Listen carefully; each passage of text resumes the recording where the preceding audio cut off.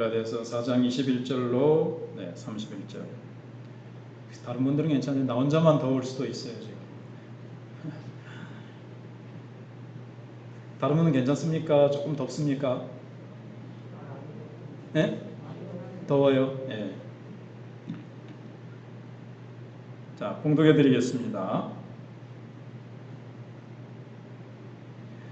내게 말하라. 율법 아래에 있고자 하는 자들아, 율법을 듣지 못하였느냐? 기록된 바 아브라함에게 두 아들이 있으니 하나는 여종에게서 하나는 자유 있는 여자에게서 낳다 하였으며 여종에게서는 육체를 따라 낳고 자유 있는 여자에게서는 약속으로 말미암았느니라. 이것은 비유니 이 여자들은 두 언약이라. 하나는 시내 산으로부터 종을 낳은 자니 곧 하갈이라.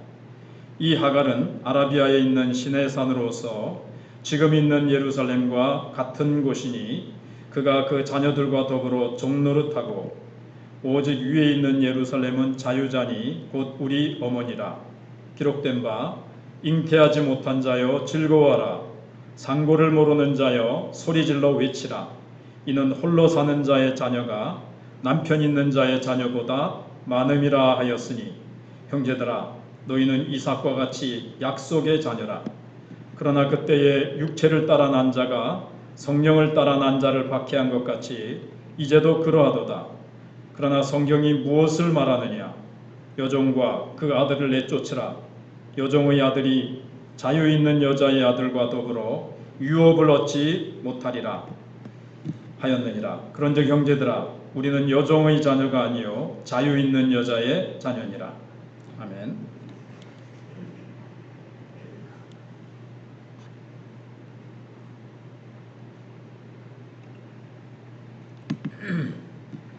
네, 오늘 제목은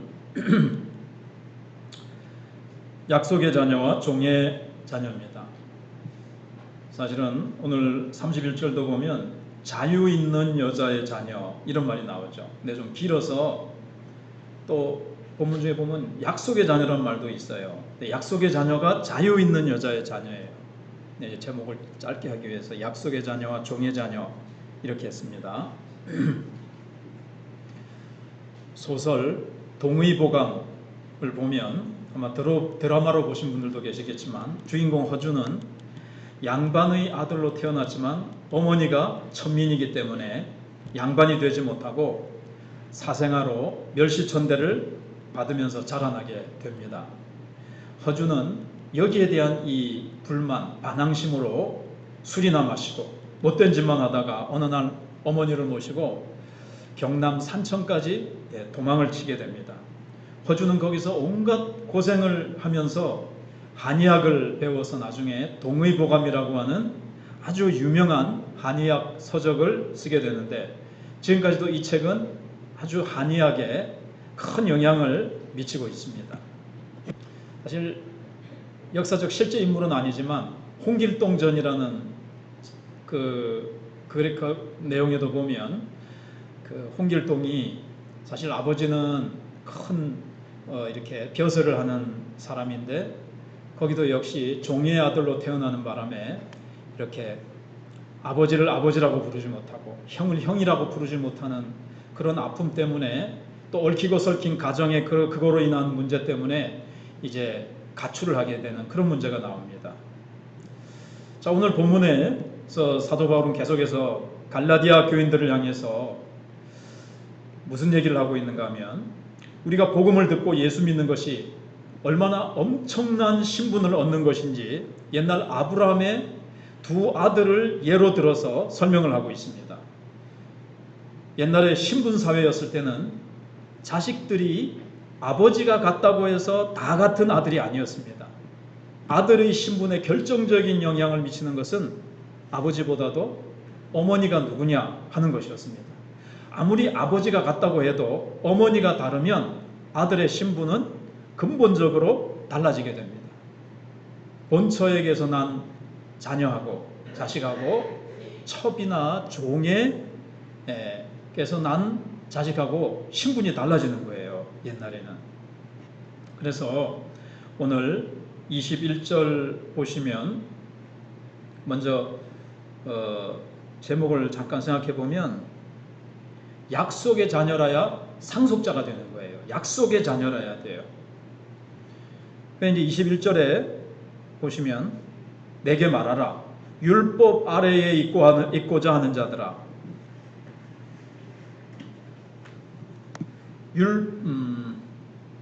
율법을 듣지 못하였느냐. 기록된 바 아브라함에게 두 아들이 있으니 하나는 여종에게서 하나는 자유 있는 여자에게서 났다 하였으며 여종에게서는 육체를 따라 났고 자유 있는 여자에게서는 약속으로 말미암았느니라. 이렇게 말씀하고 있습니다. 자, 하나님은 우리가 이제 잘 아는 대로 아브라함에게 그 후손에게 아브라함과 그 후손들에게 하늘의 복을 주시겠다고 약속을 하셨습니다. 우리가 이 세상에서 왕자가 되거나 어떤 큰 대기업의 재벌의 아들이 돼서 나라를 물려받거나 큰 회사를 물려받는다고 하면 그 자체가 얼마나 대단합니까? 그런데 우리는 하늘의 복, 온 우주의 주인이신 하나님의 자녀가 돼서 하나님 나라를 우리가 유업으로 받게 되는 이 복이 얼마나 엄청난 것이 되겠습니까? 자, 그런데 아브라함은 그 복을 어떻게 받았다고요? 약속으로 받은 거예요. 우리도 약속으로 받은 겁니다. 그러니까 지금 그 큰 게 뭔지 지금 감이 안 잡힐 수 있어요. 근데 아브라함은 그 약속을 이제 믿었던 겁니다. 네 후손이 하늘의 별과 같이 땅에 모래알 같이 많아질 것이라고 했는데 아무리 기다려도 자식이 생기질 않는 거예요. 아브라함이 가나안 땅에 이제 하나님의 부르심을 받고 왔을 때가 75세였습니다. 근데 가나안 땅에 도착해가지고 10년을 기다렸어요. 그래도 자식이 없는 거예요. 그래서 아브라함이 기다리는데 자식이 안 생기니까 아내 사라가 인간적인 방법을 쓰죠. 애굽의 여종 하갈을 첩으로 이제 아브라함에게 준 거예요. 아브라함의 품에 이제 준 겁니다. 그래가지고 아브라함이 또 그 사라의 이 권유를 받아들여가지고 아들을 하나 낳죠. 그 이름이 이스마엘입니다. 지금도 그 중동에서 이스라엘하고 계속 분쟁을 일으키는 이 팔레스타인 사람들, 이 사람들이 지금 이슬람 사람들이죠. 주로 이슬람교를 믿는 사람들. 지금도 이게 그 분쟁이 거기서부터 시작된 거예요. 지금 역사적으로. 그래서 아브라함은 자식이 없다가 아들이 생기니까 아마 좋아했던 것 같아요.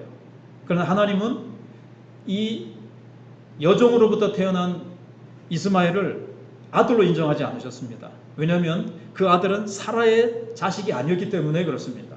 하나님은 사라에게서 날 자라야 네 자식이 될 것이고 상속을 받게 될 것이다. 이렇게 이제 말씀을 하셨거든요. 근데 하나님이 주실 때까지 기다리지를 못하고 여종을 가지고 여종을 통해서 자기 생각으로 자기의 육신적인 방법을 써서 하늘의 복을 이제 뭐 상속자로 이렇게 만들어 보려고 한 거예요. 이제. 근데 하나님께서는 안 된다. 하늘의 복은 사라의 자손이라야 되지 다른 여종에게서 난 자식은 상속자가 될 수 없다. 하나님이 딱 그렇게 말씀을 하셨습니다. 그런데 하나님의 말씀대로 이제 드디어 사라가 90살이 되었을 때 90세가 됐을 때 아브라함은요 100세가 된 거죠. 기적적으로 이삭을 낳게 됩니다. 그래서 이제 아브라함에게는 자식이 몇 명이 생기게 됐습니까? 예, 2명. 이스마엘과 두 번째 난 아들의 이름은 우리가 잘 알듯이 이삭입니다. 이삭이 무슨 뜻입니까? 웃음. 이랬던 것 같아요. 이스마엘을 낳고 나서 아브라함은 속으로 좋아했는지 모르지만 아이고 이제 아들이 생겼다고 좋아했는지 모르지만 사라는 이게 그 내용을 좀 아시겠지만 이 하갈이 막 속을 썩이잖아요. 임신한 다음부터 하갈이 이제 임신한 다음부터는 자기가 이제 이 본부인 역할을 막 하려고 하는 거예요. 행세를 하는 거예요. 그러니까 사라가 얼마나 속이 복장이 터질라 그러는 거죠. 그래가지고 이제 아브라함한테 막 따졌습니다. 그러니까는 이제 아무튼 이제 두 명이 생겨서 이제 문제가 된 거죠. 나중에 하나님께서 여종 하갈과 이스마엘을 내쫓으라고 얘기합니다. 왜 그런다 그랬죠? 여종에게서 낳은 아들은 약속의 자녀가 아니기 때문에 하나님의 복을 상속할 수 없다라는 거예요. 그래서 이스마엘은 아브라함의 아들인 건 맞아요. 그러나 어머니가 종이기 때문에 하늘의 복을 상속받을 신분을 얻지를 못한 거예요. 그래서 신분은 누구에 의해서 결정된다고요? 어머니에 의해서 결정이 되는 겁니다. 그래서 여기 25절에 보시면 이 하갈은 아라비아에 있는 시내산으로서 지금 있는 예루살렘과 같은 곳이니 그가 그 자녀들과 더불어 종노릇하고 오직 위에 있는 예루살렘은 자유자니 곧 우리 어머니라. 오늘 말씀이 조금 어려운 이유가 뭐냐면 이 아브라함에게 두 아들이 생기고 종 하갈하고 사라하고 집안에 갈등이 생기는 이 문제가 있잖아요. 실제 역사적으로 일어난 사건입니다. 그러면서 바울이 이거를 갖다 뭐라고 얘기를 하면 이것은 비유니 이렇게 얘기를 해요. 비유니까 그럼 실제 일어난 사건이 아닌가? 그게 아니고 실제 일어난 사건인데 이거를 하나의 이걸 이제 풍류라고도 하는데 풍류법으로 가지고 온 거예요. 여기에 하갈은 영적으로 어떤 의미가 있어요. 이스마엘도 의미가 있고 그 다음에 사라도 의미가 있고 그 안에 들어있는 영적인 의미가 있어요. 이 실제 있었던 역사적인 사건을 가지고 와서 이걸 하나의 비유로 사용하는 거예요. 영적인 어떤 교훈을 주려고 하는 거예요. 하나하나 이제 의미가 있는 거예요. 그러면은 성경에 나타나는 모든 역사적인 사건을 다 이렇게 비유로 해석할 수 있느냐? 그건 안 돼요. 함부로 그렇게 할 수 없어요. 근데 바울이 요거는 비유다, 요것만 비유다라고 이렇게 성령의 감동으로 성경을 기록하면서 했기 때문에 아무거나 우리가 갖다가 이단들이 그렇게 많이 하거든요. 신천지가 그렇게 많이 하거든요. 하나님 말씀을 갖다가 막 자기네들에게 맞게 요거는 뭐다, 요거는 뭐다, 전부 다 그게 이제 다 씨는 말씀이다, 뭐는 뭐다, 뭐는 가라지다, 추수밭은 뭐다, 추수꾼은 뭐다, 자기네들이 추수꾼이다, 다 갖다 이제 막 해석을 하는 거예요. 근데 모든 게 그렇게 할 수 있는 게 아닙니다. 아무튼 여기 그래서 조금 어려운 부분이 있는데, 자 여기 시내산이 나오죠. 하갈은 뭐라 그랬습니까? 하갈은 뭘 의미한다고요? 시내산이라는 거예요. 시내산은 뭘까요? 그러면 시내산에서 뭘 받았습니까? 시내산에서 이스라엘 백성들이 애굽에서 나온 다음에 하나님이 시내산까지 데리고 오셔가지고 율법을 주시죠. 무시무시한 율법을 주십니다. 율법을 주실 때 막 천둥 번개가 치고 막 온 세상이 깜깜하면서 막 땅이 흔들리고 연기가 막 산에서 나는 그러면서 율법을 딱 주셨어요. 그리고 모세에게 아예 시내산에 짐승이나 호기심을 가진 사람들이 산꼭대기에 올라오지 못하도록 접근하면 돌로 맞아 죽든지 화살에 쏘여 죽을 것이라고까지 하셨어요. 근데 이스라엘 백성들은 이 시내산에서 받았던 이 율법이 뭔지 몰랐냐 하면 여종의 법 하갈이라는 걸 몰랐어요. 하갈은 율법을 말하는 거예요. 육신을 따라서 낳습니다. 하나님의 약속으로 낳은 자식이 아니란 말이에요. 약속을 믿음으로 구원받은 게 아니고 자기의 육신의 노력으로 의로워지려고 하는 율법. 앞에서 많이 배웠죠. 갈라디아서 앞에서. 율법은 뭐라 그랬습니까? 율법으로 의롭게 될 수가 없다. 우리의 육체는 죄로 말미암아 타락한 이후로는 율법을 지켜 행함으로 의롭다함을 얻을 사람이 아무도 없다. 그걸 말하는 거예요. 지금 하갈은. 그래서 이게 종이라는 것은 뭐의 종이랄까요? 율법의 종을 말하는 겁니다. 율법의 종은 곧 죄의 종이에요. 왜냐하면 율법을 다 지켜 행할 수가 없기 때문에. 율법대로 살지 못했으니까 죄의 종이고 율법의 종을 말하는 겁니다. 그래서 율법으로는 뭘 할 수가 없어요. 의롭게 될 수가 없고 구원받을 수가 없고 하나님의 자녀가 될 수가 없으니까 상속자의 신분을 얻을 수가 없는 거죠. 그래서 종의 자식은 상속자의 신분을 얻을 수 없다라는 거예요. 근데 이제 시내산에서 율법을 받을 때 이스라엘 백성들은 이 율법으로 구원받는 줄 알았던 거예요. 자기네들이 율법을 열심히 지켜 행함으로 이제 의로워지려고 했던 거죠. 이 율법을 지켜 행할 수 없는데 몰랐던 거예요. 이 율법이. 그래서 아버지가 같다고 해서 같은 아들이 아닌 것처럼 하나님을 믿는다고 해서 다 같은 신앙이 아니라는 사실입니다. 중요한 것은 아버지가 아니라 어머니라 그랬죠. 법이 중요한 거예요. 율법이냐? 믿음의 법이냐? 이삭은 뭡니까? 이삭은 어떻게 태어났어요? 아브라함이 하나님이 주신 약속을 믿음으로 의롭게 된 거죠. 하나님의 약속을 믿을 때 하나님께서 100세 됐을 때 육체적으로는 이제 아브라함과 사라는 자식을 낳을 수가 없어요. 근데 하나님께서 성령으로 기적적으로 초자연적으로 이삭을 주신 겁니다. 말씀을 믿는 믿음, 하나님의 약속을 믿는 믿음으로 생명이 잉태된 거예요. 자, 그래서 나중에 보면 너희가 사라의 자녀다, 너희가 약속의 자녀다 한 게 뭐예요? 우리는 율법을 지켜 행함으로 구원받았습니까? 하나님의 약속을 믿음으로 구원받았습니까? 우리는 하나님의 약속, 즉 주 예수를 믿으라. 그러면 너와 내 집이 구원을 얻으리라. 예수님이 우리의 죄를 위해서 십자가에 죽으시고 사흘 만에 부활하신 사실, 그 하나님의 복음을, 말씀을 어떻게 해요?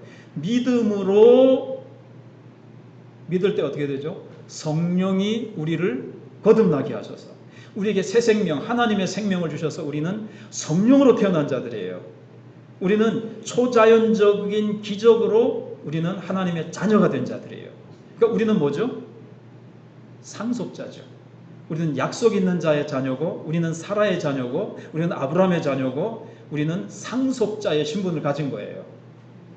그런데 같은 하나님을 믿어도 교회 안에서요, 이렇게 생각하는 사람이 있어요. 내가 성경에 나오는 어떤 율법을 잘 지켜 행함으로, 착하게 삶으로, 선한 행실로 내가 구원 얻을 수 있다. 사람들이 많이들 착하게 살아서 천국 가는 걸로 알잖아요. 이게 바로 하갈이에요. 이게 율법을 지켜 행함으로 착하게 살아서 구원 얻을 수 있는 사람, 천국 갈 수 있는 사람은 아무도 없다니까요. 근데 그걸 모르고 그 길을 선택하는 사람이 바로 하갈이에요. 근데 사라가 이 하갈을 통해서 상속자를 만들어 보려고 했는데 이게 이제 실패한 거죠. 이건 아닌 거죠. 하나님이 인정하시지 않는 거예요. 자, 그 다음에 이제 세 번째로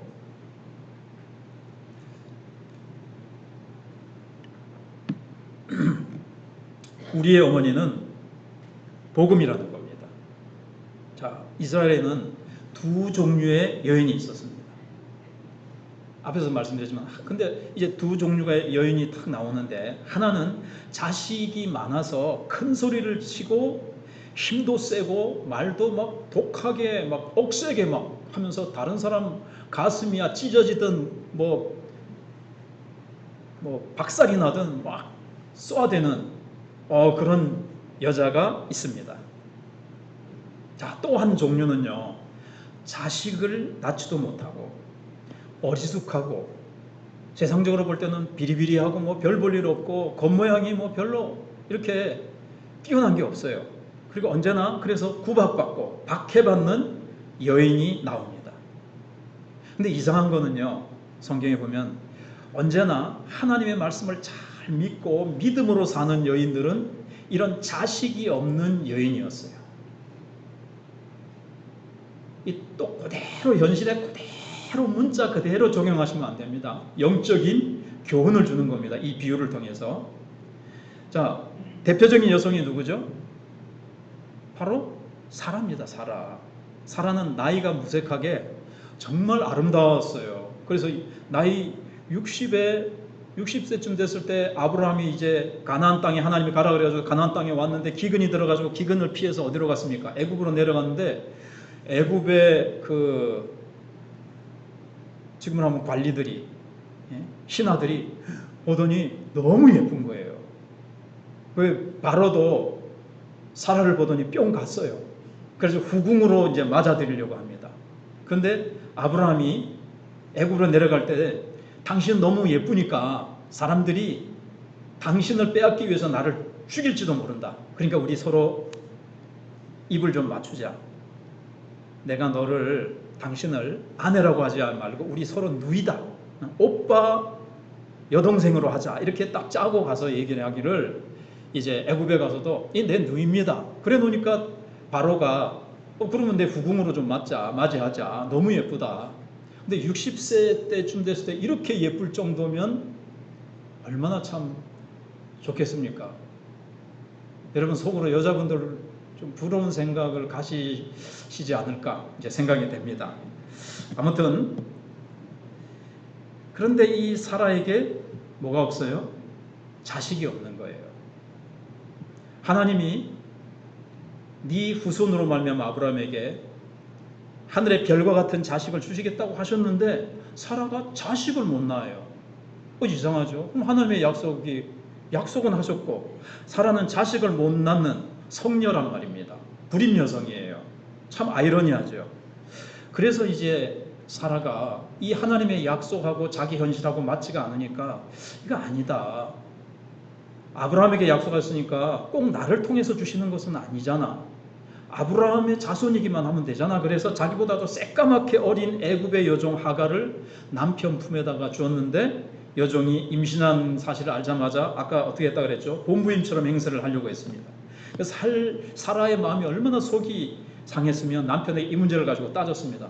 보소 여보, 당신 여종 말이지 하갈이 본부인 행세를 하려고 하는데 내 막 못 봐주겠어. 그러니까는 아브라함이 어떻게 얘기를 하죠? 당신의 여종이니까 당신이 버릇을 알아서 당신이 해라, 고쳐라. 이렇게 했습니다. 그래서 사라가 이제 교만해가지고 본부인 행세하는 걸 가지고 가르치고 딱 바르게 가르치려고 하니까는 하갈은 또 가출을 해버리고 말았습니다. 왜냐하면 하갈은 아브라함하고 사라의 최고 약점이 뭐라는 걸 알죠? 자식. 근데 자식은 자기 뱃속에 있잖아요. 그러니까 나 본부인 대접 안 해주면, 나 계속해서 종 취급하면 나 이 집에 못 살아. 나 그런 취급받고는 내 못 살겠어. 그러면서 이제 다 가출을 해버려요. 성경에 간단하게 말씀드리면 그래서 어떻게 하죠? 막 도망을 가는데 주의 사자가 나타나서 하갈아, 네 어디 가느냐? 네, 이렇게 해서 사라가 막 나를 박해해서 내가 도망가는 중입니다. 안 된다. 돌아가거라. 그래서 네 주인 사라 밑에서 복종하면서 살아라. 이렇게 얘기가 된 거예요. 여기도 이제 의미가 있는데 율법이 우리의 주가 돼서는, 주인이 돼서는 안 되고요. 율법은 은혜 밑에서, 율법이 여러분 은혜로 구원받았다, 믿음으로 구원받았으니까 율법은 필요 없다, 이건 아니에요. 전에 한번 철길로 가지고 말씀을 드렸는데 은혜 아래 우리가 또 율법이 필요해요. 우리가 은혜로 구원받지만 어떤 의미가 있는 거죠? 철길이, 율법은 세 가지 의미가 있다 그랬는데 죄를 억제한다. 두 번째 뭐 한다 그랬죠? 거울 역할을 한다. 세 번째는 어떤 구원받은 하나님의 자녀에게 하나님을 어떻게 기쁘시게 해야 살아야 되는지 그 방향을 제시해주는 내비게이션과 같은 역할을 한다 그랬죠. 율법은 철길과도 같아요. 철길은 기차를 움직이지 못합니다. 율법은 우리를 변화시키지 못해요. 율법대로 살 수 있는 능력을 주지는 못해요. 원래 율법의 기능이 다른 거예요. 그러니까 믿음과 은혜의 기능이 다른 거예요, 율법은. 근데 사람들은 율법으로 구원받고 의롭게 되는 줄 알고 이제 했는데, 그러나 우리가 은혜로 구원받고 나서 이 기차가, 철길이 기차를 움직이지는 못하지만 철길이 있어야 됩니까? 없어야 됩니까? 기관차에 엔진이 필요한 거죠. 엔진이 복음이라고 그랬죠. 그래서 이제 복음을 믿고 예수님이, 성령님이 나를 변화시키시고 말씀대로 살아갈 수 있는 능력을 줍니다. 그런데 기차가 이제 가는 거예요. 엔진이 생겼어요. 근데 뭐가 필요하죠? 길이 필요하죠. 그래서 율법이 필요한 거예요. 율법은 은혜 아래서, 복음의 능력 아래서 이제 있어야 되는 걸 얘기하는 거예요. 자, 오늘 본문이 얘기하지 않은 것까지 제가 좀 말씀을 드렸습니다. 그래가지고 이제 그 밑에 가서 복종하고 살라 그랬는데 결국은 문제가 터져서 하갈과 이스마엘은 쫓겨나게 됩니다. 왜냐하면은 이제 사라가 90세 이삭을 낳았잖아요. 그래서 이제 그전에는 자식을 못 낳으니까, 옛날에는 자식을 못 낳으면요 여자가 웃을 수가 없어요. 사람 취급을 안 해주는 거예요. 무슨 죄가 있어서.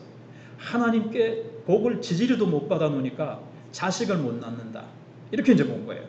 그러니까 늘 죄인인 것처럼 이렇게 이제 살아가는 거예요. 웃음이 없는 거죠.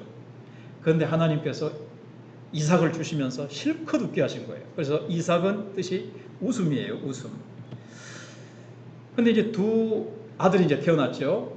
16년 전에, 약 16년 전쯤에 누가 태어났어요? 첫 아들 이스마엘. 그 다음에 둘째로 진짜 약속의 자녀 이삭이 태어났습니다. 근데 이제 둘이가 행실이 너무 다른 거예요. 행실도. 신분도 다르고 행실도 다른 거예요. 이삭이 젖을 떼는 날 보니까 보통 이제 한 2살, 3살 이때 이제 젖을 때거든요. 사라가 우연히 발견을 딱 했는데 저쪽 구석에서 이스마엘이 이삭이를 막 괴롭히는 거예요. 그걸 딱 보고는 사라가 가만둘 리가 없지요. 그래서 아브라함에게 이 가정을 힘들게 하는 여종과 이스마엘을 내쫓아야 된다, 이렇게 건의를 합니다. 아브라함이 고민에 빠졌죠. 그래도 자기 자식이고 자기 자식을 낳아준 하갈을 내쫓는다는 게 참 마음이 아파서 하나님 앞에 기도하니까 맞다, 사라 말이 맞으니까 하갈과 이스마엘을 내쫓아라, 내보내라. 이건 지금 우리가 신앙생활을 함에 있어서 여러분, 은혜와 율법주의가 같이 갈 수가 없는 거예요. 믿음으로 구원받는 거하고 율법을 지켜 행하는 게 동시에 같이 갈 수가 있겠습니까? 없지요. 우리는 어떻게 은혜 받습니까? 믿음으로. 어떻게 구원받습니까? 믿음으로. 믿음으로. 우리는 믿음의 자녀예요. 우리는 율법을 육신의 힘으로 지켜 행함으로 구원받는 게 아닙니다. 육신의 힘으로 하나님의 축복을 받아 살아가는 존재가 아닙니다. 계속 하나님의 약속을 믿고 믿음으로 우리는 성령의 능력으로 살아가는 자들이에요. 뒤에 또 5장에 나옵니다만은. 그래서 율법과 은혜가 같이 갈 수가 없고 약속과 율법이 같이 갈 수가 없어요. 그래서 이걸 쫓아내라는 것은 같이 갈 수 없기 때문에 둘이 같이 동행할 수가 없다는 걸 얘기해 주는 거예요. 그래서 이제 내쫓김을 받는 거예요. 그래서 성경에 두 종류의 여인이 나온다고 그랬잖아요. 대표적인 게 사라. 두 번째 여인 혹시 생각나는 사람 있으세요? 자식은 못 낳는데 믿음이 좋고 구박받는 여인, 한나가 있죠. 한 맺힌 나. 그래가지고 그 남편이 이제 한나하고 결혼을 했는데 자식이 없으니까, 근데 이상해요. 한나가 자식을 못 낳는 거예요. 믿음은 참 좋은데. 그래서 둘째 부인을 얻어가지고 분인나예요. 분인나를 얻으니까 또 금방 자식을 많이 낳네요. 이상하게 또 인간적인 방법을 쓰면 또 잘 되는가 봐요. 그래가지고 자식을 낳았는데 분인나가 둘째 부인이잖아요. 첫째 부인인 한나를 또 남편은 그래도 자식을 못 낳아도 사랑해 주니까 시기 질투가 나가지고 한나를 자꾸 분인나가 어떻게 했어요? 분인하게 했어요. 그래서 분인나잖아요. 분인나. 이거는 제가 만든 이제 우스갯소리고. 그래서 한나가 그냥 분인나 둘째 부인이 자기를 늘 박해하고, 아까 첫 자식을 잘 낳는 여인은 뭐 하다 그랬습니까? 힘도 세고 큰 소리 치고 말도 억세게 하고 독하게 한다 그랬죠.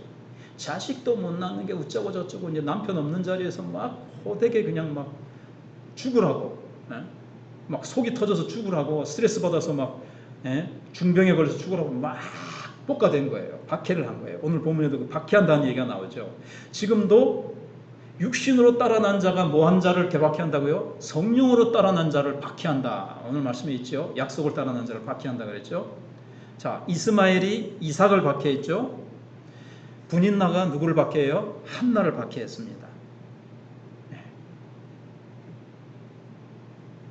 나중에 이제 한나의 자녀하고 분인나의 자녀도, 분인나의 자녀 얘기는 안 나오지만 한나가 낳은 자녀는 사무엘이 하나님의 위대한 인물이 되잖아요. 이 참. 그리고 나중에 이제 세례 요한을 낳은 엘리사벳도 처음에 아기를 못 낳았었는데 자녀를 낳게 되고, 그래서 신앙의 어머니들은 자식을 낳지 못하는 서름 때문에 하나님께 죽으라고 매달렸고 결국 위대한 신앙의 인물들을 낳게 되는 것을 보게 됩니다. 그래서 오늘 본문 27절에 보시면 기록된 바 잉태하지 못한 자여 즐거워하라. 상고를 모르는 자여 소리질러 외치라. 이는 홀로 사는 자의 자녀가 남편 있는 자의 자녀보다 많음이라 그랬습니다. 여기 이스라엘 여인 중에도 여기 근데 자녀를 낳지 못한 자여 즐거워하라 그랬어요. 잉태치 못한 자여 즐거워하라 그랬습니다. 자, 이게 이제 영적으로 이제 잘 해석을 이제 우리가 깨달아야 됩니다. 사실 자녀가 없으면 뭐 한다 그랬죠? 무시당하고 박해를 받아요, 사람들로부터. 근데 이상하게 즐거워하라 그랬어요. 왜냐하면 지금 남편도 있고 자식도 많은 여인들은 영적으로 봤을 때 하나님 앞에서 별 볼 일 없는 자들이었기 때문에 그래요. 하갈을 일단만 생각해 보세요. 왜 그래요? 인간적인 방법으로, 육신의 방법으로 낳은 자녀이기 때문에 그래요. 그러니까 인간의 힘으로 내가 율법을 지켜서 내가 세운 의는 하나님 앞에 인정을 받지 못하는 거예요. 하나님 앞에 인정받는 건 뭐죠? 믿음. 하나님의 약속을 믿는 믿음이 인정받기 때문에. 그런데 자녀를 낳지 못하는 여자는 어떻습니까? 인간적으로 불임 여성이니까 죽으라고 하나님 앞에 믿음으로 약속 붙들고 매달리는 거예요. 그때 하나님이 성령의 능력으로 자식을 주시니까. 받은 자식은 육신으로 받은 게 아니라, 인간의 힘으로 받은 게 아니라 약속을 따라서 믿음으로 초자연적으로 하나님의 직접적인 역사로 받았으니까 기뻐하고 즐거워하라는 이제 이런 뜻이죠.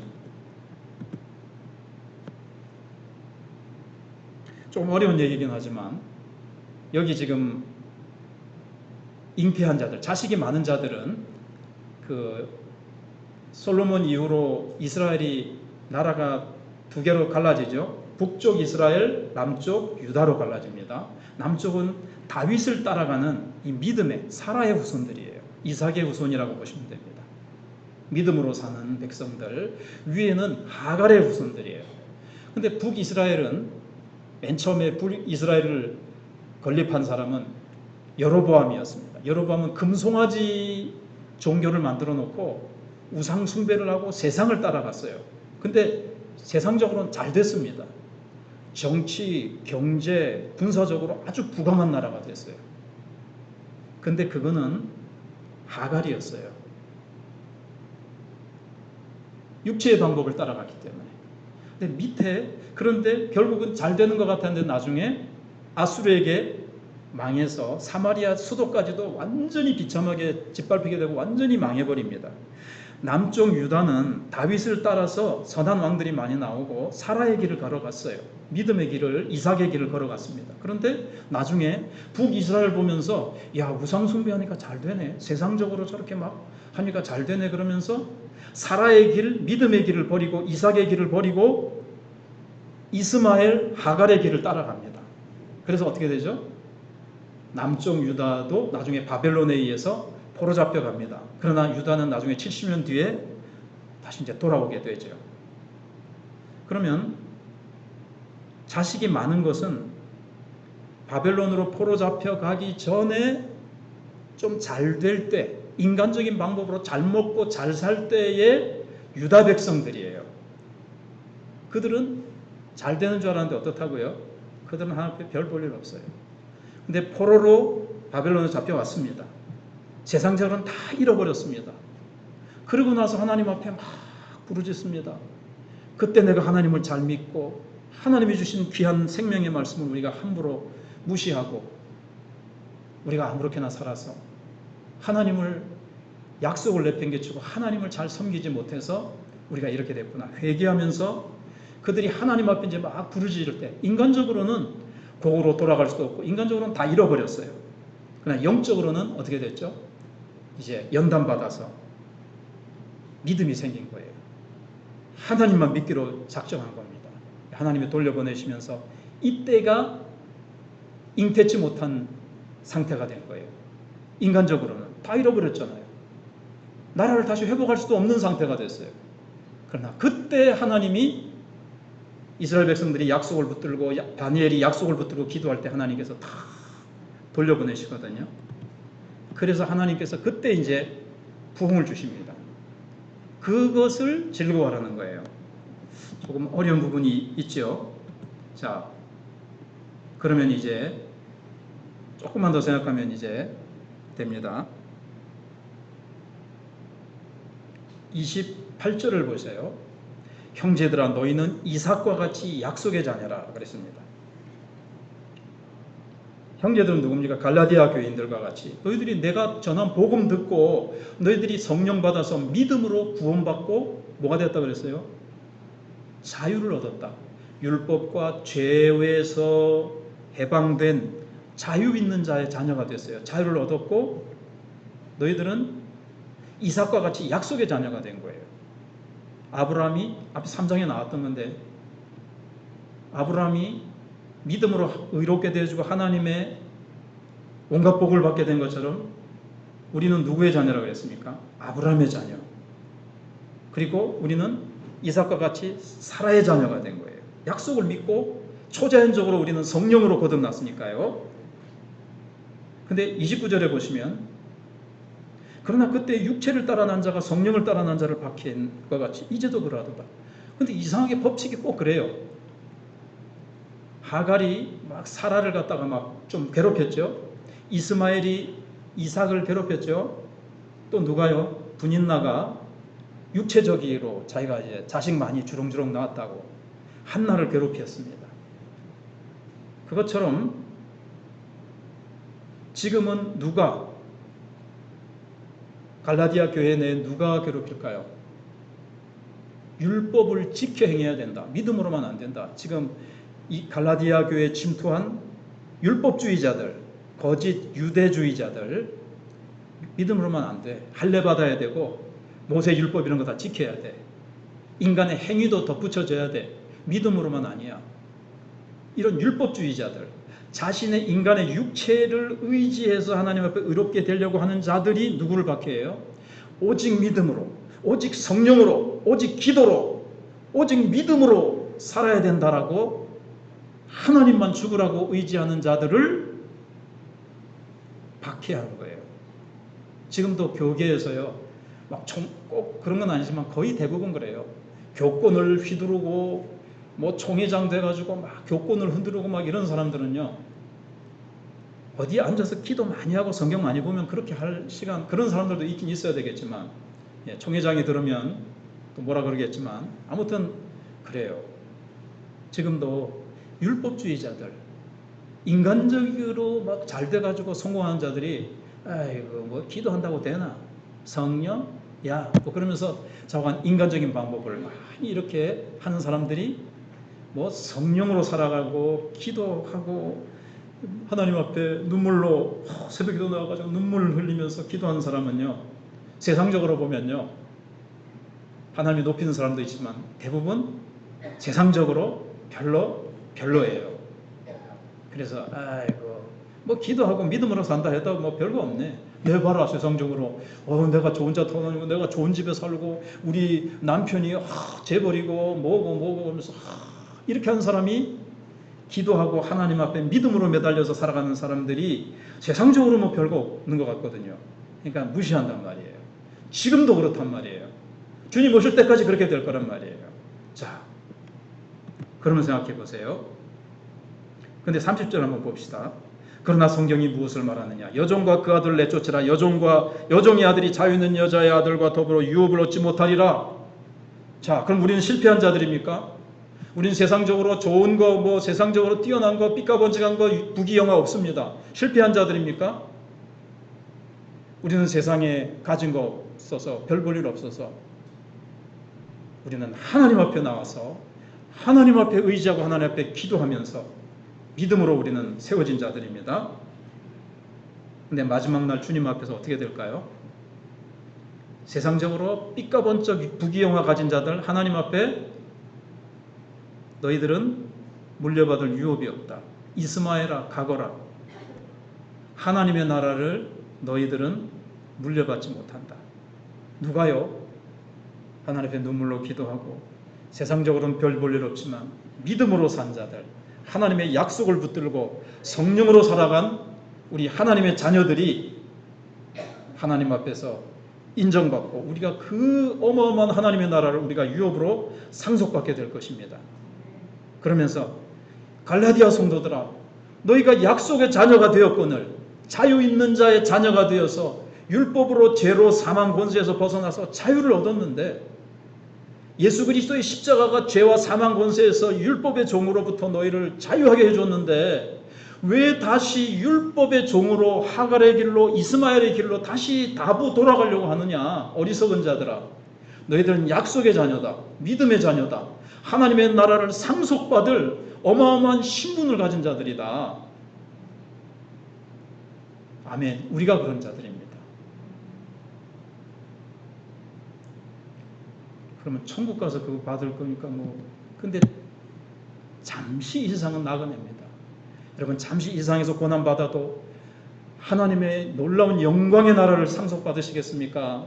그거 집어치우고 그건 미래니까 지금 당장 육신적으로 세상 부귀영화를 얻으시겠습니까? 뿐만 아니라 여러분, 성령으로 약속을 붙들고 살아가는 자에게는 하나님께서 우리를 통해서 이 땅에 이삭과 같이 사무엘과 같이 하나님의 믿음의 사람들을 우리를 통해서 번성하게 하셔서 우리를 통해서 하나님의 축복이 흘러가도록 하실 것입니다. 우리 기도하면서 나가도록 하겠습니다. 우리의 축복이 무엇인지, 우리는 약속의 자녀입니다. 우리는 상속자입니다. 우리는 믿음으로 살아야 됩니다. 우리가 살아가 중간에 육신의 방법을 쓰고 하나님의 약속을 기다리지 못하고 믿음으로 살지 못하고 인간의 방법 쓰다가 얼마나 어려운 풍파가 닥쳤습니까? 한국교회가 그렇습니다. 한때 믿음으로 부흥하다가 하나님이 주신 축복 붙들고 지금 세상적인 것 붙들고 양을 자랑하고 외형적인 것 자랑하고 있습니다. 우리 자신도 한번 기도해 봅시다. 하나님, 그렇습니다. 우리는 약속의 자녀고 믿음으로 살아야 되는데 세상의 헛된 것을 찾아서 믿음으로 살지 못하고 있지는 않는지, 우리가 이스마엘이 되어 있지는 않은지, 우리가 하갈의 길을 따라가고 있지 않는지 하나님, 우리 자신을 돌아봅니다. 하나님, 불쌍히 여겨 주시옵소서. 하나님, 우리가 비록 이 세상에서는 보잘것없어도 하나님이 보실 때에 우리는 상속자요, 우리는 약속의 자녀요, 하나님, 우리는 하나님의 나라를 상속받을 상속의 십자의 신분을 가졌는데 우리가 믿음으로 살게 하시고 하나님 은혜